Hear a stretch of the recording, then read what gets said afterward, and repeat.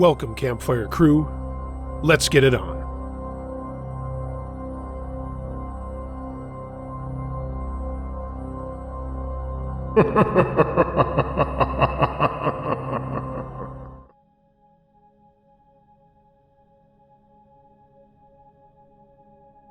Encounter That Made Me Believe by Marcangelo. When I was about 15, I used to hang out with a really good friend of mine almost every day after school. We both lived in the country, so I enjoyed riding my bike over there and spending time with him and his family. Anyhow, after a couple of months of visiting them, we were all in the living room just chatting, and the father made a remark somewhere along the lines of, "Should we tell him about what happened here?" And then everybody laughed at me. I've always been very sensitive to the paranormal, but I've tried very hard to block it out because interacting with something I can't see scares the shit out of me. My mom and dad used to say that I would have conversations with people that weren't there when I was younger, and it creeped them out. I also had very vivid dreams of people visiting me when I was younger. One that still sticks with me to this day. It was completely white, like the kind of white you would see on a divine being. I mean, completely vivid white. I couldn't make out any characteristics other than the eyes, and the eyes were solid black and deep. The background was pink, orange, and white light, and I felt completely comfortable, not scared at all. I can't remember if it spoke to me or anything, but I told my mom and dad about it the next day, and they told me it must have been my guardian angel. As I got older, these weird things stopped happening, and I lived a normal life. But back to my original story. After everyone was done laughing, my curiosity was piqued, and I asked them what they were talking about. The father told me that when they bought the house, their neighbors had told them that the original owners were husband and wife with no kids. He said that the husband killed the wife and chopped up her body into a garbage bag, and then burned it in the burn barrel out front. I instantly got chills. He said the neighbors said the smell was absolutely putrid, and they proceeded to tell me that nothing ever was documented or proved, so no one really believed it. I laughed it off, and eventually the subject was changed. It was a couple of weeks later, and I was at their house with my friend, his mom, and his sister. Me and my friend were in the den. The mom was in the living room, and the sister was in her room, even farther away from both me and the mother. Me and my friend were browsing the internet, and I shit you not, out of nowhere, I heard a woman's voice say, "Hey," right in my ear, the opposite side of where my friend was sitting. I turned around and looked, and there was no one there. I ignored it and didn't say anything. A few seconds later, I heard it again. "Hey!" This time louder, but still in a whisper-like tone. There's no way my friend didn't hear it. The den was completely silent, and I instantly stood up and walked away from the computer shouting, "Stop it! Stop it! Stop it!" My friend asked what was going on, and I told him what happened, and he said he didn't hear anything. I was super spooked and had to get myself together.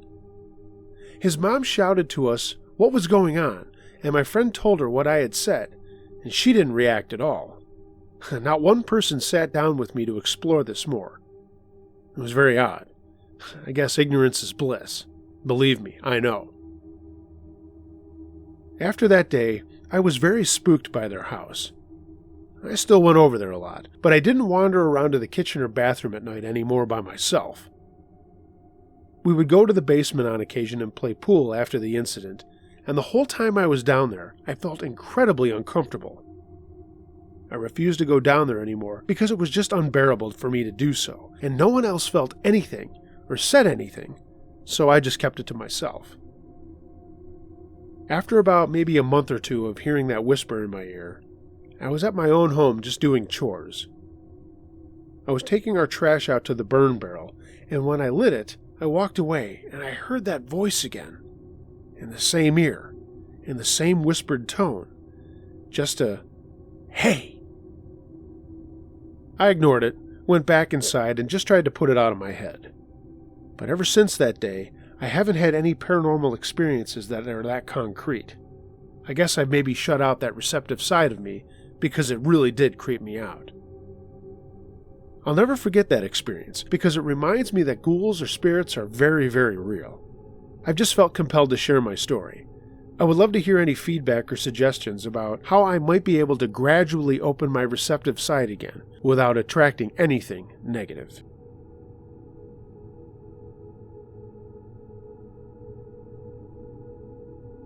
Ghost Girl, submitted by Bubblegum Suckerfish.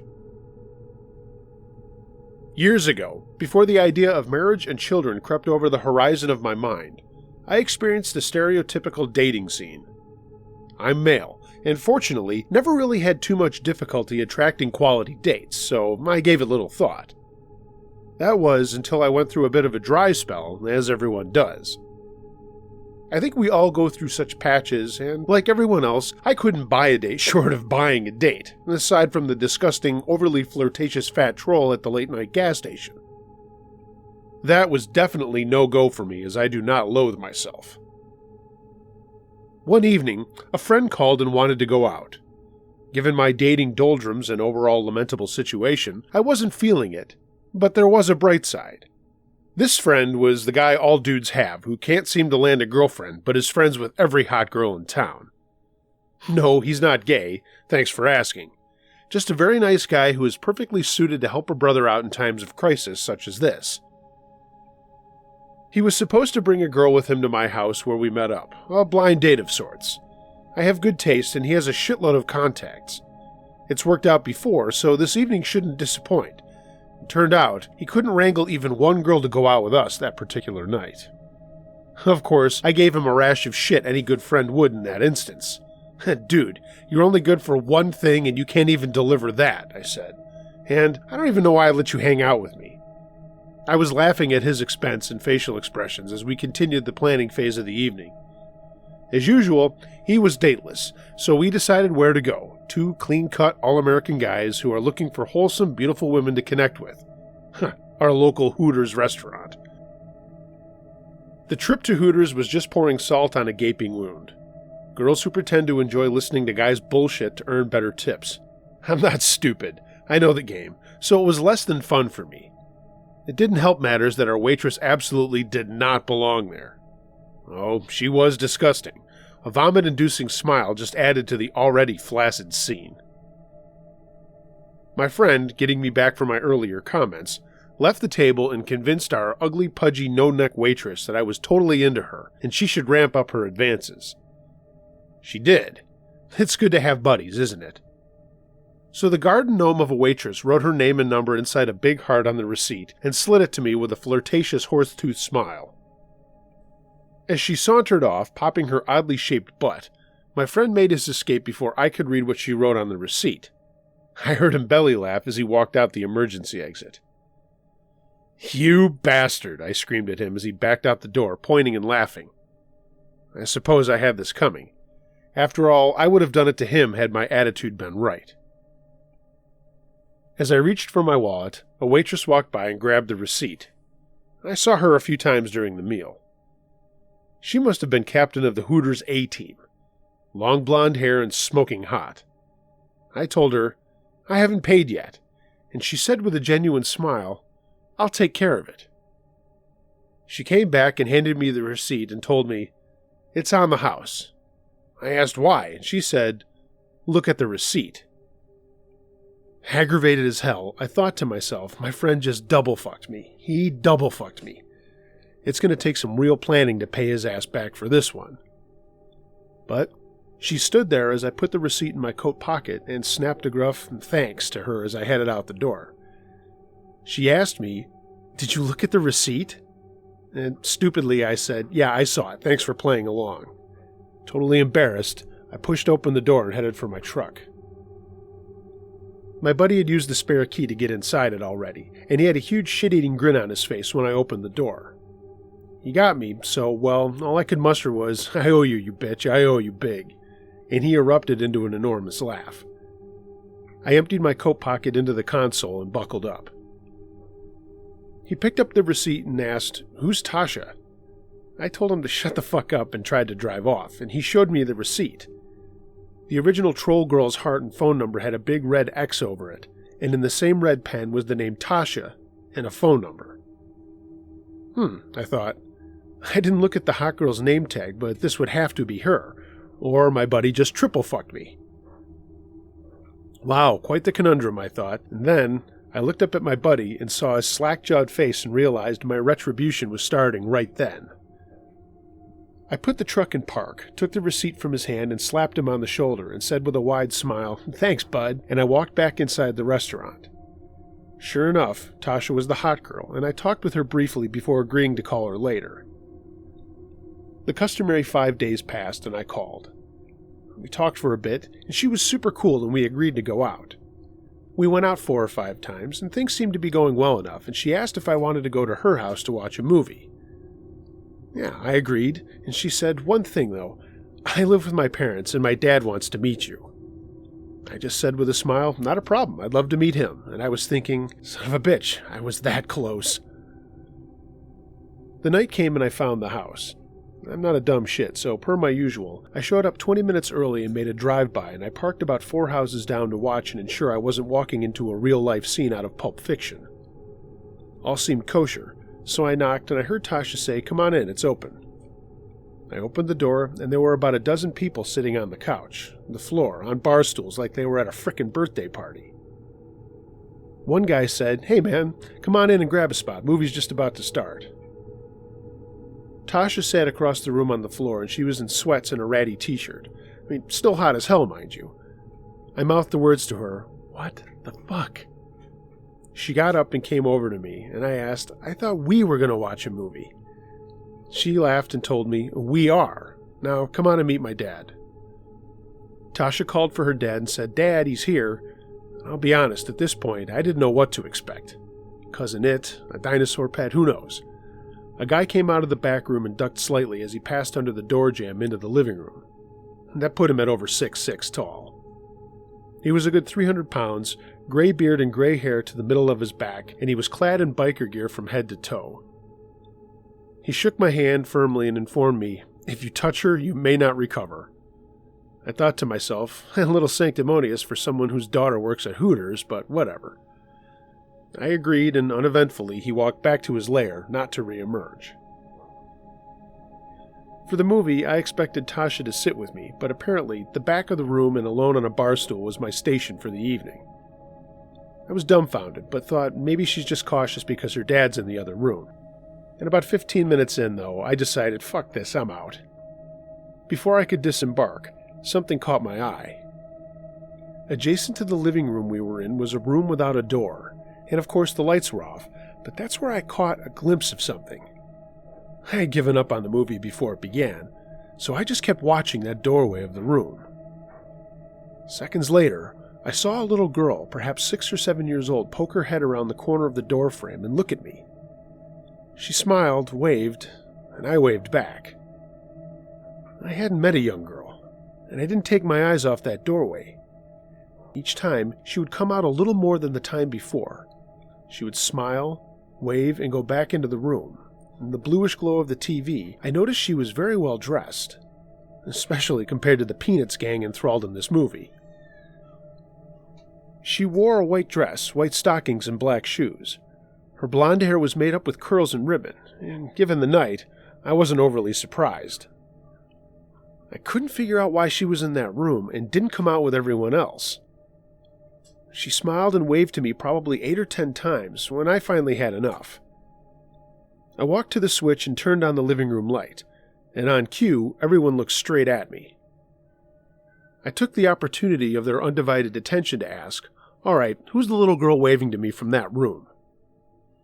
Without a second's hesitation, the entire room erupted in raucous laughter, and I had that feeling that I was on some sort of hidden camera show, and I got pissed. I asked, "Why the fuck are you all laughing?" And they laughed even harder. Mad as hell, I bid them a "fuck every one of you" and walked toward the door. Tasha got up and ran over to me, trying to contain her laughter, but failing miserably. She grabbed my hand and said, "I want to show you something." I told her, "You know, the way this evening is played out, I don't want to see anything else." She told me I needed to see it to know why everyone had laughed. She took me to the room where the little girl was. She turned on the light and offered for me to look around. There was a porch that had been turned into an extra room. There were no doors other than the one to the living room, no furniture, and all the windows were fixed and inoperable. I asked, okay, where's the little girl, and who is she? Tasha told me her family had moved into the house when she was a baby, and the little girl had always been a friendly presence in the home. Apparently, the area was a cotton farm in the early 1900s, and a cotton gin was near what is now their home. Tasha did research, but did not uncover anything about the young girl's death. She said she's just always here, and nothing but friendly, so we never pushed the issue. She's just part of the character of the home. Having never experienced anything paranormal, I suppose that was as good of a first experience as anyone could hope for. It isn't that I believed in the paranormal or disbelieved. I just never seen it for myself. Now, it seemed quite cool and very interesting. And if it had been more dark like many of the stories featured here, I would likely have a dimmer view. After that night, Tasha's weird nature became more and more evident, and we tried a few more dates, but it wasn't to be. Her mega hot self had more baggage than I was willing to carry, so we parted ways. I never saw her or spoke to her again, and if you were all for hoping for a happily ever after ending, I apologize. I'd rather have kept the ghost.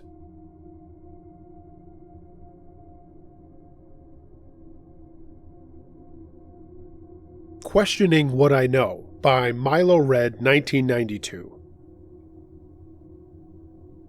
For context, I'm a 26-year-old male who's extremely skeptic about everyone and everything.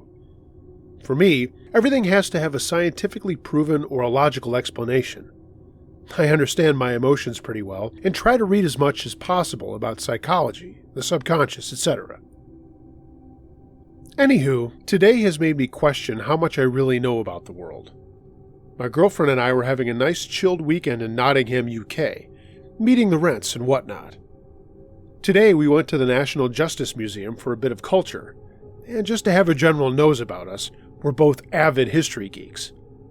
We sat through a court reenactment, which was pretty cool, lighthearted, and everything was fine. Now, this is where things went a bit awry. First and foremost, I'd like to say I still don't think 100% that what happened was paranormal. However, I'm still trying to wrap my head around what happened. After the court reenactment, we made our way down to the justice devices like the stocks and locks, etc. Then we got to the cells. As we walked down the stairs, I noticed the temperature dropping, but that was to be expected. It's a cold cellar linked to some caves, and it was always going to be cold down there. As soon as we got to the first cell, my girlfriend stopped and I took a step in, and I immediately felt this sense of dread. But again, I literally put it down to how bleak the cell was. It's not exactly the nicest place in the world. My girlfriend, however, couldn't even step foot in it. She said it felt like a wave of blackness hit her. I'd like to take a moment to point out this isn't our first rodeo. We love grisly history, and we've been to prisons, castles, and the lot. There was nothing creepy about this room, apart from the fact that it was pitch black. Unperturbed, we thought we'd go further down and into the dungeons to see what was next. Naturally, there was the steep staircase with a low-hanging ceiling that we started to descend. So, you know how I mentioned that it was already pretty cold? Well, as I descended the first 1/3 of the staircase, my body felt like it was crossing a line, almost like when you go down steps in a swimming pool and you feel the water engulf you. Then, as I reached the last third, the same thing happened. By this point, I looked up, and the girlfriend was just standing at the top of the stairs. Anyway, I placed one foot at the bottom of the stairs, and every instinct I had told me to go straight back up. So I did. Everything up until this point was very explainable in my opinion. The temperature, the sense of dread my girlfriend had, the uneasy feeling, all can be explained by the bleak surroundings and the fear just stacking up on top of one another. As we turned a corner, we went from a washroom that was uneventful to this relatively large room with a single wooden bed in it. I turned around to ask the girlfriend a question as I felt uneasy. She burst into tears. She couldn't explain why or what she was feeling. She said it must have been that other room, and she just couldn't shake the dread. Now for the last thing. For reference, these incidents so far happened in a space of 15 minutes, and by this point, I wasn't even thinking about the paranormal, but more that my girlfriend wasn't having a good time. We had one last bit to go to, and it was a few cells in a different corridor. I instinctively stopped at a room that from the outside looked unremarkable. I mean, it was completely whitewashed, had a window, natural light, and had a small info plaque about immigration. I stepped into this room, and I was still trying to figure out even then what sensation it was. So, before anybody says anything about adrenaline, it wasn't, because I wasn't scared. It felt like someone had put a wire mesh around the back of my brain, from ear to ear, and then fired up a load of sensors that I never even knew existed. I'm 26 and have never felt a sensation like that. I mean, it didn't hurt. It didn't feel bad. It just felt like everything at the back of my brain felt activated. I immediately stepped out of the room, turned left, and actually thought out loud, "No, fuck that," and I started walking right towards the exit, until I realized I'd left my girlfriend behind. I went back, tried to explain to her what happened, and she was just all, "Yeah, right, let's go." This is where the cynical side of me came out. My thoughts were that this was all just a reaction. This has got to be chemicals in my brain using fear to get me out of here. There's no way that if I go back in that room, I'll get the sensation again, as my brain won't be able to mimic it, as I would expect it to, right? Wrong. Every fiber in my body was telling me to get the fuck out of there, but in the name of science, I went back into that room. The same thing happened. The other way of explaining it was like someone had put a wet towel on the same part of the back of my head and then added a small amount of electricity to it. I mean, it was really, really weird. Naturally, after that second time, we booked it out of there and had a word with the front desk about our experience. And she said it was totally normal, and that some people couldn't even enter the building at some times. I'd like to reiterate that in no way did we know or hear that this place turned out to be one of the most haunted places in the UK.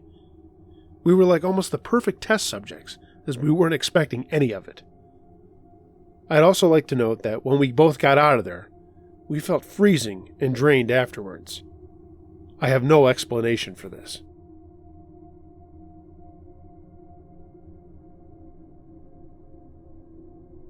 My Haunted House, submitted by Jazzy J. It started when I was 13. With a story as fantastic as this is, you'd think that what happened to my family would be a movie or a television special. All things being honest, we were approached by entertainment vultures about doing just that, and one of the groups was some people a lot of you would recognize. My dad saw through their bullshit and told them so to their face, that he knew they were charlatans and all of their so-called work was lies and nonsense. They didn't take that too lightly and threatened to sue us, but my dad and uncle basically laughed in their faces and said, "Sue us for what?" But I'm getting way ahead of myself. Let me back up. Thanks for sharing this story. I haven't told anyone else about this in years. It was 1986, just after my 13th birthday in October, when things began to happen in my house. At first, it was little stuff that just seemed like normal house noises, and my parents chalked it up to the place settling. The house was about 60 years old, built in the 1920s, and in addition to an older neighborhood in the village of our town. Basically, the main street of the neighborhood was there, but in the 20s, a farmer sold a bunch of his land and a U-shaped street was put in. Houses went in, and my parents bought the place from the original owner in the late 70s. It was a 2-story house with a semi-finished basement and a 3rd-floor attic that was a walk-up but was only used for storage. There were 3 bedrooms and a bathroom on the 2nd floor. All of the rooms were at the end of a hallway, with the 2 rooms in the front of the house and my room in the back. I hope this makes sense as far as layout goes. Keep it in mind as I explain what happened over the years I lived there. I grew up with an older sister who graduated high school when I was 12. I teased my parents that I was a whoops baby, but that wasn't true at all. I was planned. So, a lot of what I went through will sound like I was an only child, but that's not the case. My sister, I'll call her Jen, was away at college most of the time. When I was in 6th grade, I started writing and keeping a journal off and on, as well as a tape-recorded journal. I still have some of those cassettes, and not all of them have to do with the paranormal stuff that happened, but some do. The paper journals did, but they have long since disappeared. But I had them into my early 30s, and some of the entries I had memorized. And as I was saying, it was just after my birthday. I was sitting in my room listening to my new Duran Duran tape, Notorious, and I was waiting for my friend Jason to come over. It was a Saturday, and he was going to stay overnight as his parents were going out of town, and we had plotted to sneak over to this girl's house that I liked, and her friend was staying overnight there too. Jason finally got there, and we went up to my attic to smoke a cigarette and talk about our plans. We often snuck up there as the staircase went up there from my bedroom, and other than storage, no one ever went up.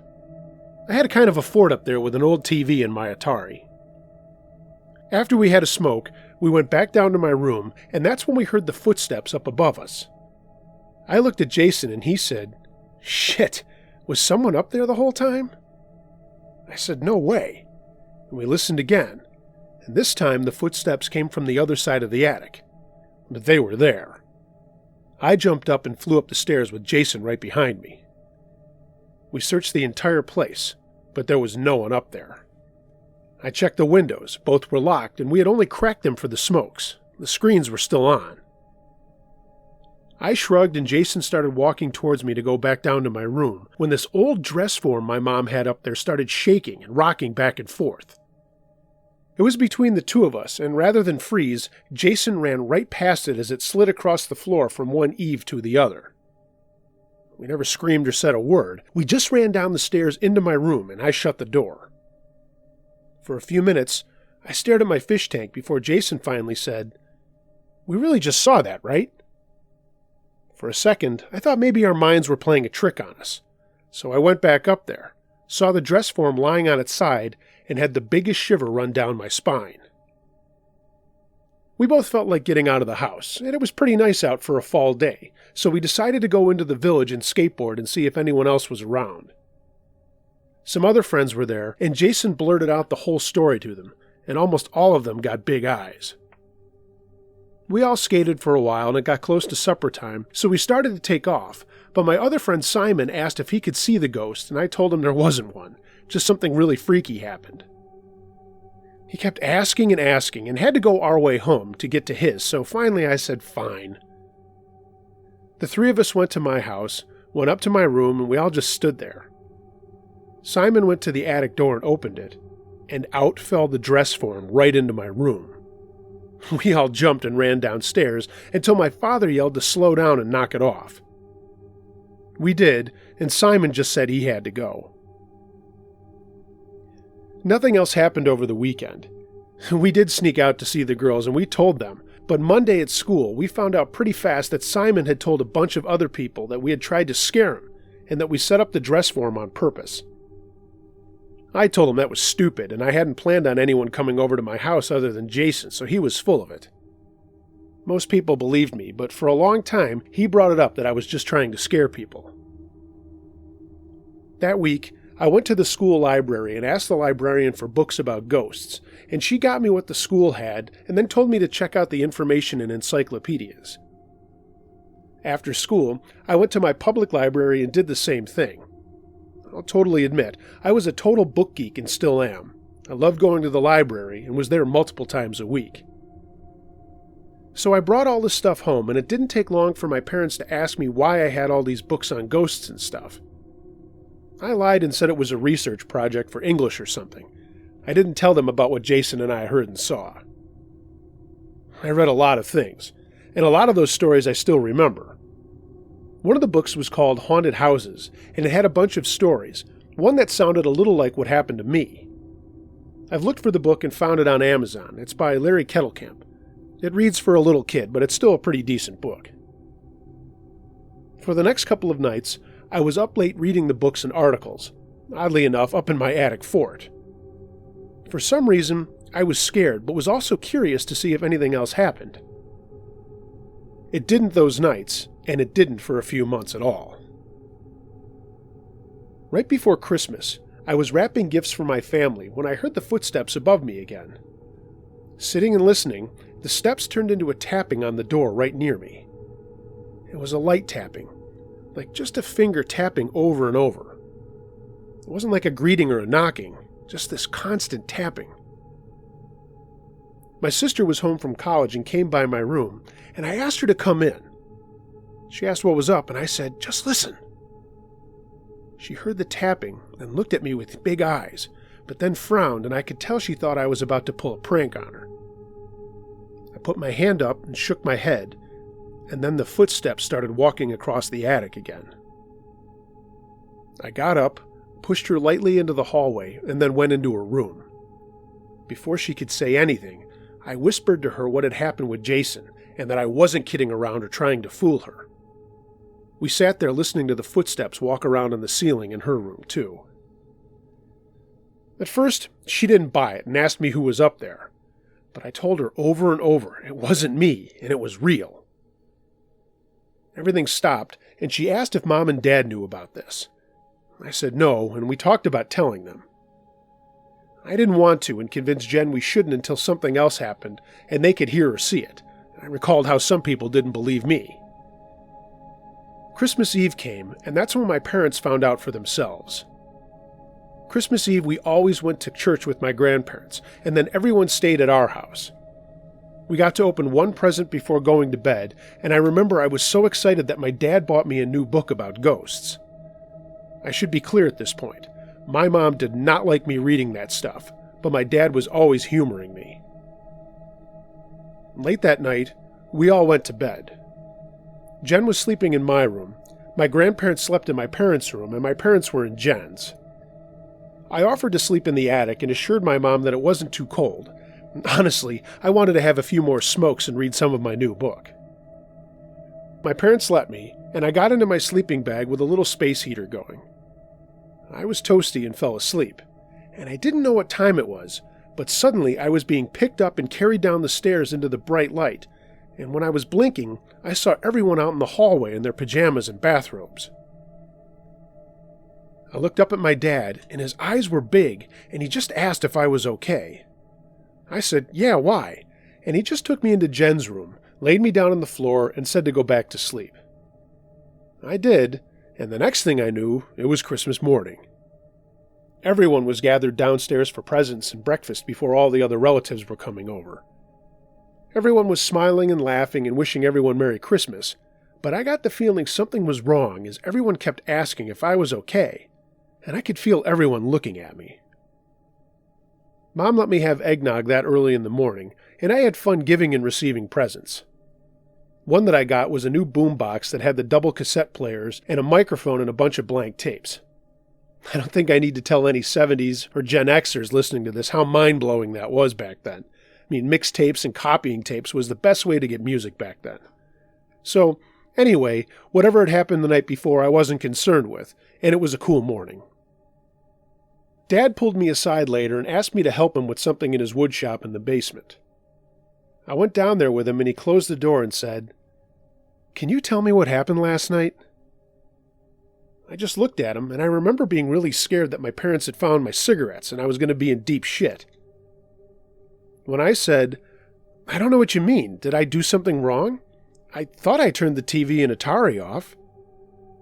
He just looked at me and said, "No, son. Did you hear or see anything last night while you were up in the attic?" I was relieved my smokes were safely stashed in my ball card box. I said I didn't notice anything except him carrying me downstairs. There was a knock on the door, and in came my mom. She looked at my dad with a worried expression, and he shook his head. I finally said, "Is this about what Jason and Jen and I know?" They both looked at me, and I spilled everything that had happened. I explained about the books and what happened with Jen, too. They just stood there looking at me, and then got up and gave me a hug and told me there was nothing to be frightened about, and I wasn't in trouble. Jen told me later that day that during the night, there had been massive thumps on the floor coming from the attic, and the sound of something clomping on the attic floor really fast back and forth. It woke everyone up, it was so loud, but I never heard a thing. They all thought it was me running around as a joke or something, but when my dad came upstairs, everything stopped, and there I was, completely asleep, snug in my sleeping bag. My dad told me to stay out of the attic for a little while, but when Mom was getting ready in the bathroom and Dad was in the shower, I ran up to get my stash of smokes and had one more in the window. By the way, if anyone is thinking about it, my mom and grandparents all smoked, so the smell was pretty much around all the time. They never noticed I was smoking. Things were fine for a long time and nothing happened. But right around Memorial Day, things started up again. I played drums in the marching band, and we had a parade that weekend. On the Friday before, we had off from school and I was home alone doing some rudiments on my practice pad in the basement. I thought I heard my dad upstairs yelling out, so I stopped and went up to the steps and said, "Hey, Dad, I'm down here." There was nothing. I looked outside and my parents' cars weren't in the driveway, but I checked the house anyway. When I got to the second floor, I heard a deep whooshing sound coming from my parents' bedroom, like a car going by you in the rain. You know that sound? Then I heard it, my name being whispered. "Patrick." I said, "Dad?" And I slowly walked to the room. Everything was quiet. Then I heard a deep voice say, "You." I ran into my room and slammed the door shut. I was very scared and didn't know what to do. It was one thing to hear footsteps, but the voice scared the crap out of me. There was some booming noises coming from the attic, like books being dropped on the floor, and I made a break for it out of my room. I wanted to get downstairs and call my friend Jeff, who lived right up the street. He came over and I told him what was going on. He knew about the other stuff and wouldn't come inside, and said we should just shoot hoops in the driveway for a while. We did, and it made me feel better. When my mom got home from work, I started to tell her about what had happened, and she told me to stop talking nonsense, and it was coming from all those books I was reading, and that was making me make things up. I told her the books were not making me make things up, and then I said, "What happened to Christmas?" She got mad and said to stop it, and then told me to go to my room. I was 13, but I still listened to my mom. I'm sure there was plenty more backtalk and me being pissed off at her. But I remember going up there and starting my recording on my boombox about how mad I was and how it was bullshit that she was blowing all of this stuff off. That's one of the tapes I still have. It's actually pretty funny to hear it now. My dad got home and I could hear them talking, and my mom's voice rising every once in a while. One thing that stuck with me for a while was her saying, "That's not the household I want here." She sounded really mad. Things got quiet, and I heard my dad coming upstairs. I knew he wanted to talk to me. He was really cool about things, and just told me to come to him if something weird was happening, and that Mom was under a lot of stress right now with work. She was still upset my sister was gone to college or something like that. I knew my dad was taking everything I had said more seriously, so I agreed with him.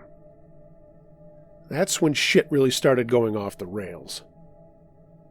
Our TV that had been working fine started turning itself on and off at all hours, and after looking at it himself and taking it to a repair place, we found there was nothing wrong with it. We had just gotten cable, and the main dial had to be on 3 for the TV to work, but one evening the dial itself started spinning on its own, and my mom just got up and went into the kitchen. The back door started opening by itself in the middle of the night, and we could all hear footsteps going through the house, upstairs and down, and then out through the front door, which slammed each time. Each time, my dad would run down there with his .45, but there was never anyone there. He did call the cops one time, but they found nothing and told us to just change our locks. We did, but it still happened. I talked about this on my tapes and in my journal. One weekend in the summer, we went to Jeff's parents' place at a lake for some boating and fishing, and it was awesome. When we got home, our neighbors seemed surprised to see us, especially me. They thought I was home because the last 2 nights they said there were crazy lights and screams in our house, and they thought I was watching scary movies while my parents were away. My parents looked at each other, and they just said that they would look into it. That never happened when we were home. Then, one night not much later, I woke up in the night to loud banging and my mother screaming. My dad started yelling and then trying to get my mom to calm down through the banging, and I ran into the hallway to see the foot of their bed being lifted and then dropped. As soon as I came into the room, it stopped, and that voice again came and said, "You." My mom started crying, and Dad said we should all go downstairs. Jen slept through the whole thing.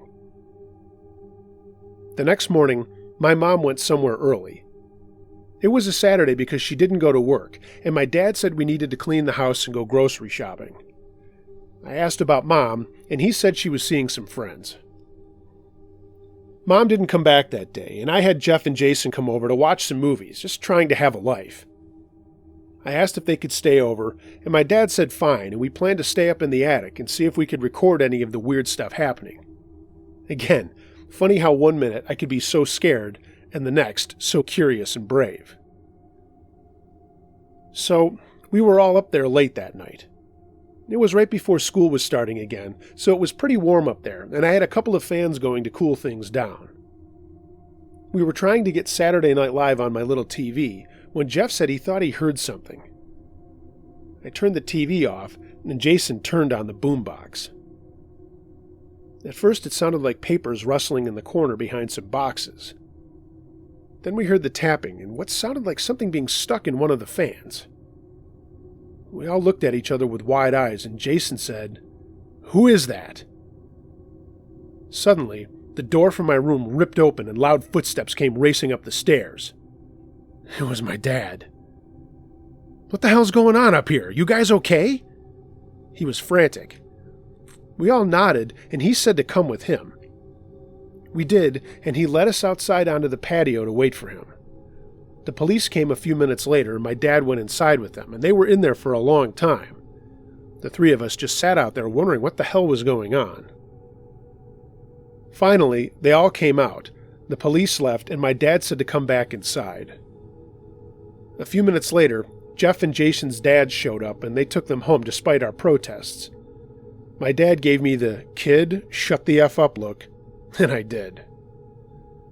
I didn't know what happened that night until much later, but while we were upstairs, something down on the first floor was having a field day.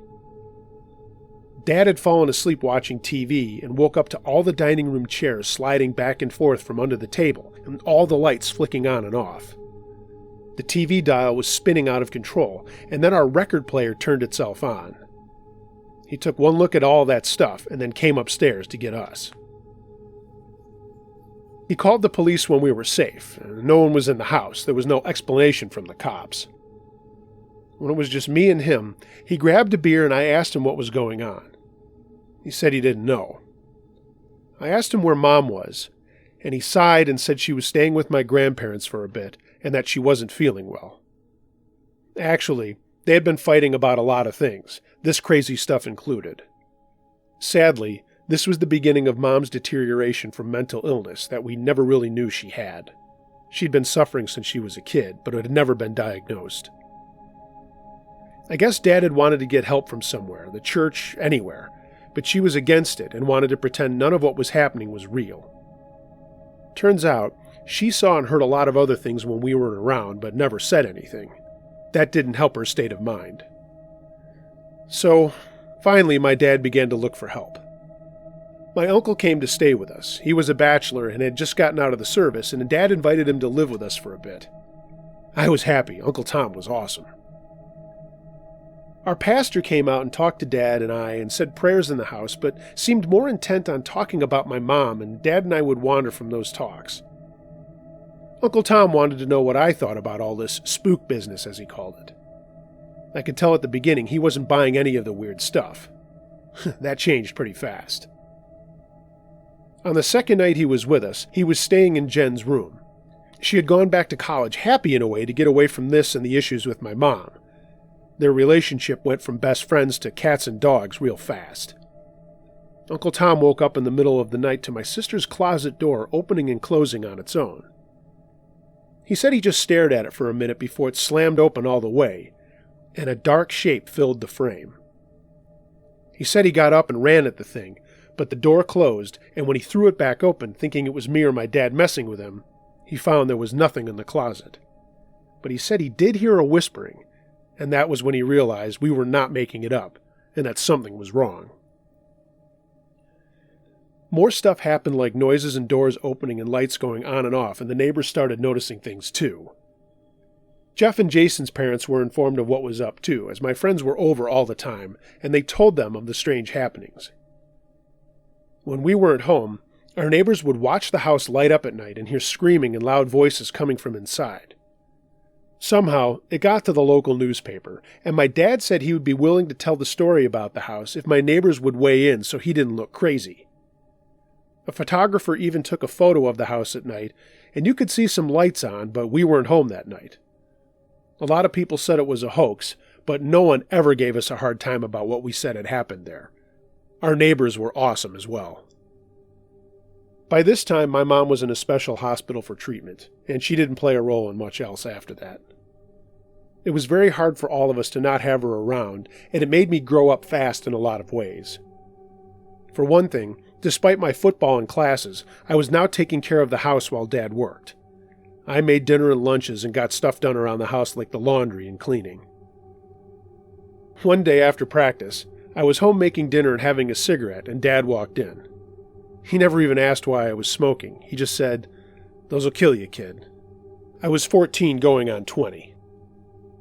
So you can tell things were a little different in our household. The objects moving around, the chairs sliding back and forth, the strange voices, all of it kept going, and we almost became used to it. That's when I go back to the beginning of this story. It's when the fraudsters showed up. I'm not going to say who it was because I don't need any trouble, but I'm sure a lot of people would know who I'm talking about. At first, my dad was nice and invited them in, but pretty quickly he could tell something wasn't right. They walked around and would just say things like, "Yep, demon," and then keep walking. One of them went into a trance and started talking about the many spirits in the house.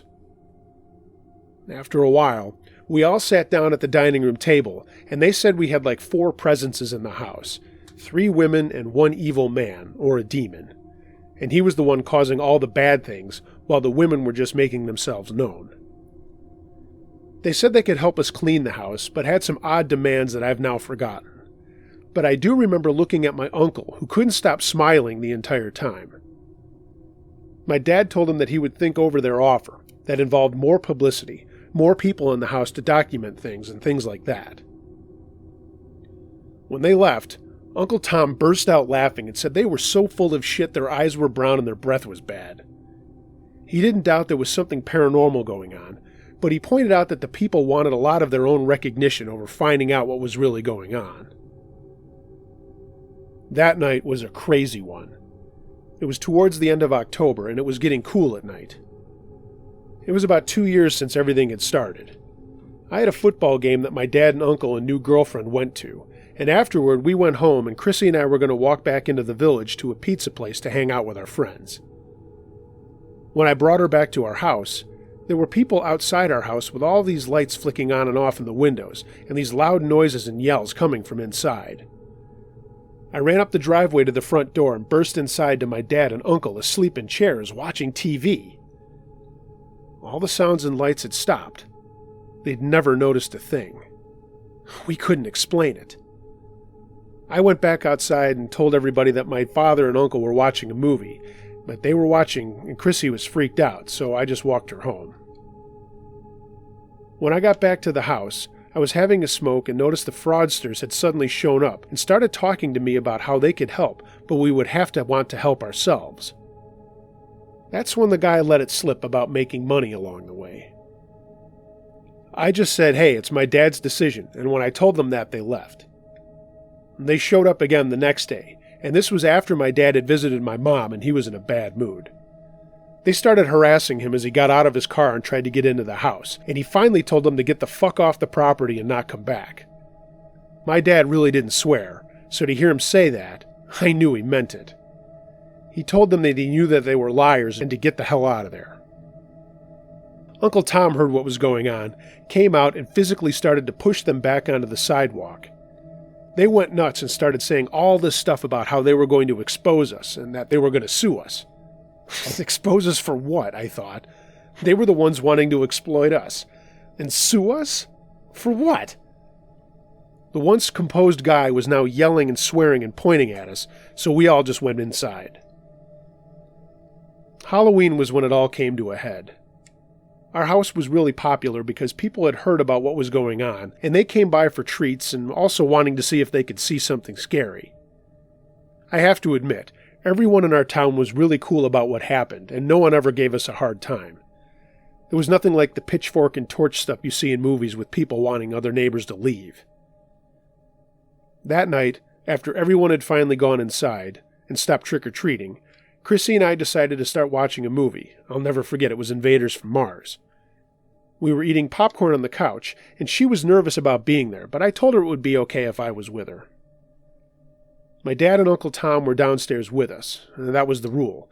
No lights out and alone time with my girlfriend just yet. We were all laughing at how silly the 1950s movie was when I heard the footsteps up 2 stories and knew something was about to happen. I saw my dad looking up the stairs, and we heard a door creak open in the hallway. Footsteps came closer to us, and everything got really quiet. For the first time, I saw something I still can't explain. This black, grayish mist came down the stairs and into the living room in front of us. It just floated there, from the floor to the ceiling. We all saw it, and we all stared at it. Chrissy started crying, and I held her. Another mist, this one lighter, came from the dining room and stood there, and we could hear this whispering, but not make out what was being said. Then the 2 mists sort of blended together and went out of the room. Uncle Tom jumped up and went after it and was gone for a minute. He came back in the room and wanted to talk to my dad. Chrissy was a wreck, and I was worked up too. I needed to get out of the house, so I took her home and stayed at her house for a while. Her parents were aware of our house and were concerned about their daughter being there at all, and I understood.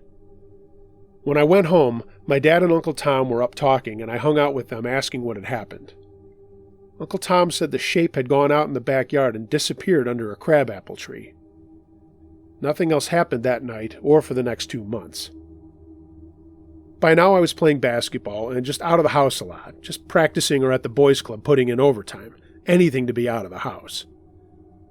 It was right before Christmas that the decision was made that my mom would not be coming home, and she needed to live in assisted living. This literally crushed me and my dad, and it was the beginning of a very, very hard time. Dad sold the house, we moved to a different neighborhood, and that was that. A nice family moved in our old house, and as far as I know, nothing ever happened, although they did take out the crabapple tree and found a bunch of women's jewelry buried there. It certainly wasn't ours. Mom died in 1991, the year I graduated high school. Dad and I don't talk about this very much, but once in a while we'll recount something and laugh a little. I guess there's that. I think he thought whatever was there did something to push my mom over the edge, and he had some pretty wild stories he came up with, including an unhappy female ghost that he says saw my mom was happy and was determined to ruin her life. I'm not so sure about that theory. All I know is I saw and heard some pretty incredible things. Things that others can corroborate. Ghosts? Psychic energy? Powers from beyond? I don't know. But here I am. It took me 4 nights to type this out. Thanks for reading it. Good night.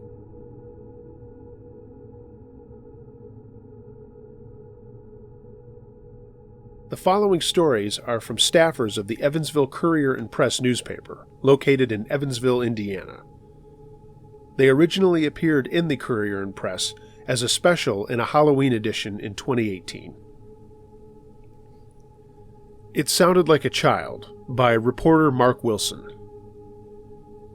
When I was in my mid-20s, I worked at a newspaper in upstate New York along the Pennsylvania border. This was exactly the kind of place that inspired Washington Irving to write The Legend of Sleepy Hollow, with its terrifying headless horseman, a Hessian soldier forever looking for the head he lost in the Revolutionary War. In fact, there were a few graves of real Hessian soldiers scattered among the ancient cemeteries there. The landscape was rugged hills and dark hollows. Small railroad towns and secluded farms dotted winding river valleys. I arrived in early October and moved into a huge red brick carriage house that had been converted to a garage and apartments, tucked away behind a Victorian mansion on a maple-lined street. It was a young writer's dream. Until the creepiness began. The first time something happened, a young couple upstairs invited me to watch football on TV. A wind chime hanging in a corner came alive like it had been forcefully struck by an unseen hand. It was wintertime, and the windows were closed tight. I was startled, and so were my neighbors. Not long after that, the couple moved out. The upstairs apartment stayed empty the rest of my time there. Then the scratching began. Every evening, inside an interior wall. "It's just bats," said the handyman. He might have been more convincing if he hadn't been so creepy himself. He had a strange habit of showing up unannounced at random times, and without tools. About the time I convinced myself he was right, the scratching stopped and something even more maddening began. Sleigh bells began jingling. Wherever I was in the house, they jingled like they were with me in that room. I looked inside and outside, but I never found a source. I began hearing footsteps running over my bedroom at night, along with the sound of a ball bouncing on the floor above me. It sounded like a child, and I convinced the handyman to take me upstairs one afternoon to look around. All we found was a big empty space where a hayloft had been. Some people would have been gone already. And since I was a poor young reporter and really needed my security deposit back, I waited a few more months for my lease to end. Then, like my neighbors, I left as fast as I could.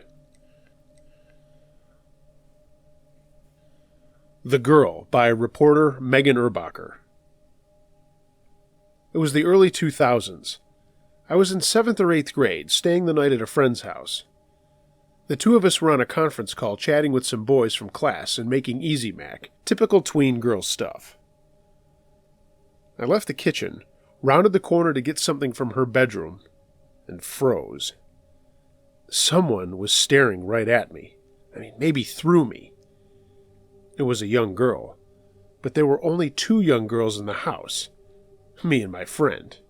Then she was in the kitchen stirring the mac and cheese. So let's back up.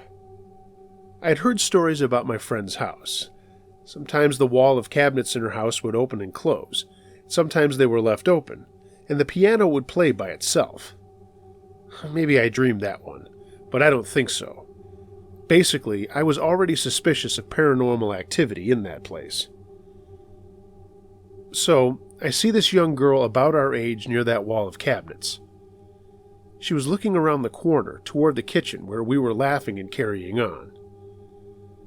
Once I found my voice, which seemed to take years, I shrieked and ran back through the kitchen, startling my friend and the boys on the phone. I'm pretty sure no one believed me. We went back to look for her. She was gone. But I saw her in cliché Hollywood fashion, with long dark hair wearing a long nightgown. Now, before you go pointing fingers at me, no, it's not the girl from The Ring. This happened before that movie was released. Plus, it's been well over 7 days, and I'm still kicking. Maybe I made it up all in my head. But that's my story, and I'm sticking to it. The Slave House by photographer Mike Lawrence. Years ago, I was doing a story with the legendary Gleaner writer Judy Jenkins at the old slave house in southern Illinois. I remember it being a clear winter day when we visited the landmark, which was open to the public at the time. The owner gave us the obligatory tour of the house. The tour ended on the 3rd floor, where the cell the slaves were kept in are. Believe me, if any place could be haunted, it's that place. As the tour ended, Judy and the proprietor, who told us we were the only other people in the house, returned to the 1st floor to do the interview. I told our guide I would stay a while on the 3rd floor to take some photos. I was taking some detail pictures of a pretty spooky-looking ball and chain, about 4 feet from the stairs leading down. With my back to the stairs, I distinctly heard the sound of a child's wooden ball rolling down the steps. Within a second or two, I turned around and took a step toward the stairs and looked down. Nothing. No ball or anything. I walked down the steps to the bottom, and still no ball. But I know what I heard. The whole thing sent a chill up my spine, knowing that children were probably kept in some of those cells. Florence the Pyromaniac by columnist John Webb. I've heard fists pounding on my bedroom door, only to open up and find no one there. When I was crashing on my dad's couch one summer, he woke up in the middle of the night and saw a translucent woman hovering above my sleeping body. Then there was that weird entity in my college apartment that took milk jugs out of the trash can and tossed them around the room. But for some reason, I still didn't believe in ghosts. Until I met Florence. That's what my future wife and her sister called the thing that lived with them on the west side. It would flush the toilet at random times, send alarm clocks blaring at 3 a.m., and stomp around the bedrooms of their townhouse apartment when no one else was upstairs. I never witnessed any of that, though. So, being a fun-hating dipwad, I teased them for being paranoid. Then the fire happened. We were loading in an obscene haul from Sam's Club one day. We bought a package of toothbrushes and set them atop the gas stove. Now, in order for this story to land its punch, you have to know a thing or two about the stove. It was old, and you really had to push on the stove knobs to ignite the gas. It was like opening a child-proof pill bottle. They weren't something you could just bump and engage. We were stacking the last of groceries into the refrigerator on the other side of the kitchen when we smelled something strange, burning plastic. We turned and saw a fire blooming around one of the burners. The poor toothbrushes were engulfed. Panicked, we extinguished the blaze, and my wife looked around the kitchen wide-eyed. "Not cool, Florence," she said. After that, a weird tension filled the kitchen. Later, one night I got up to get a glass of water, and when I walked downstairs, it felt like the kitchen was encased in a bubble of dread. Nausea riddled my stomach. "Whatever you do," my subconscious whimpered, "don't go in that kitchen." And I didn't.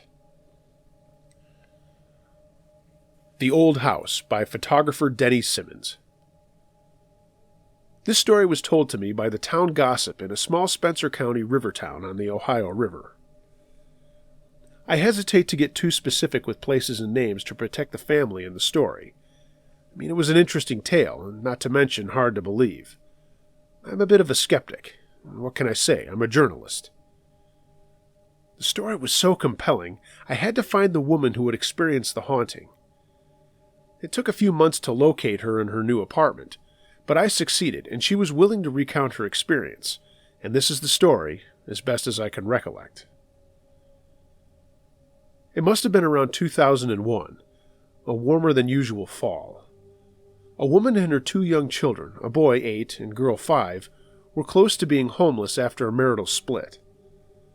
Without the funds to travel to another state to live with family, the trio was stuck.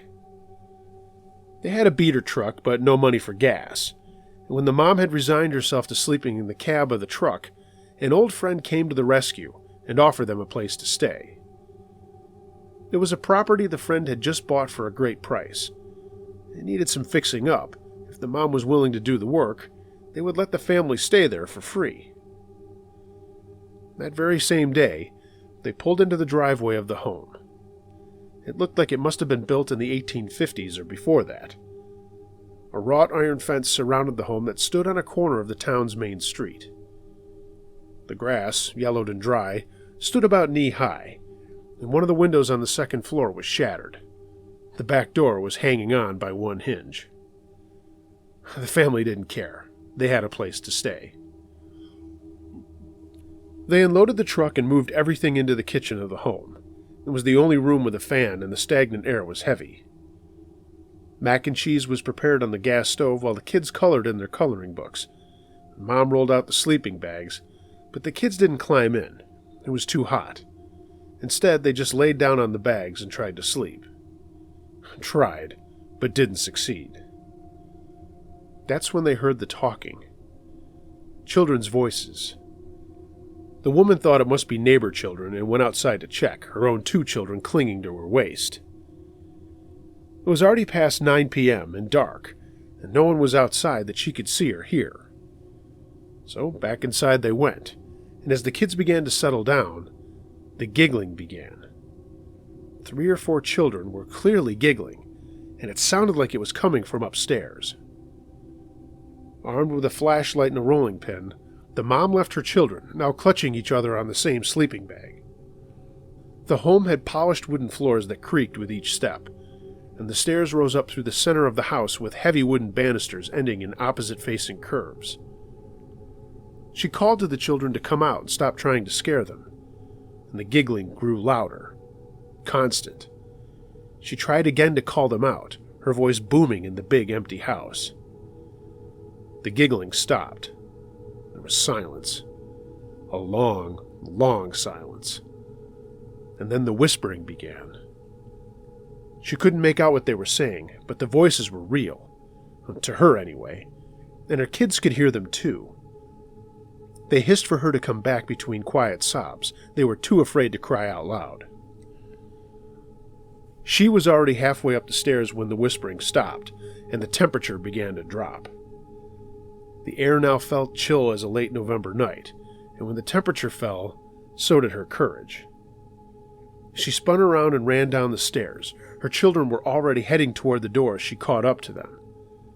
They climbed into their pickup and headed to the local convenience store and stayed the night in the parking lot under well-lit fluorescent lights. The next day when her friend went to check on her, the mom and the kids were still outside the store, and they recounted their story. The friend, while concerned, wasn't too surprised. It wasn't the first time children's voices were heard in the empty home, and it wouldn't be the last.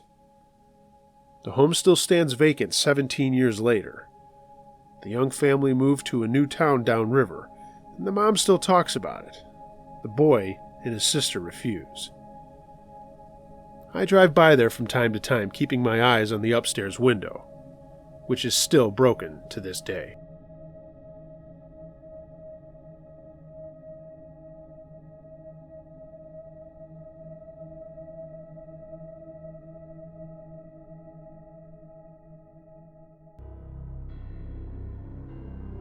Hey gang, thanks for listening to Uncle Josh's True Scary Stories.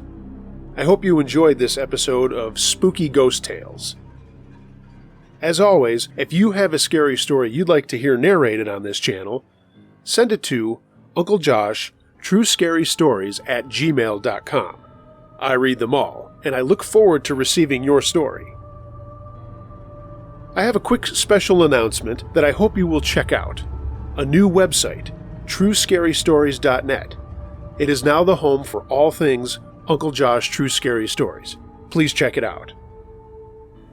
As always, please like, share, and subscribe to this channel if you haven't done so already, and follow me on social media. All the links to those outlets are in the description below. If you feel so inclined, also consider becoming a patron of this channel. For as little as $1 a month, you'll have access to content before it is posted on YouTube, and of course there are other perks there as well. It's not necessary, but it is encouraged to help keep this channel going. Thanks again for listening, everybody, and until next time, be excellent to each other. Be wary of things that go bump in the night. It could be anything. A ghost, a monster, or the guy next door.